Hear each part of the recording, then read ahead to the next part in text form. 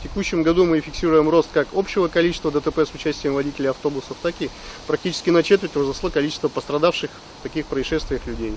Только за последние 2 дня на территории Удмуртии вновь зарегистрировано 2 таких происшествия. Это 13 июня около 16:00 на 144-м километре автомобильной дороги Елабуга-Пермь 36-летний водитель автомобиля «Газель», перевозящий пассажиров, не справившись с управлением, выехал на встречную полосу, где столкнулся с 2 грузовыми автомобилями. Автомобилем «Мерседес» с полуприцепом и автомобилем «ДАВ» также с полуприцепом.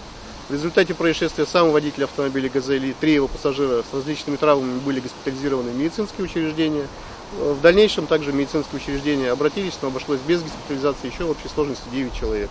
И уже 14 июня вновь в 11:00 на 156-м километре автомобильной дороги Елабуга-Пермь 48-летний водитель автомобиля Hyundai, не справившись с управлением, совершил съезд в кювет и последующее опрокидывание автобуса.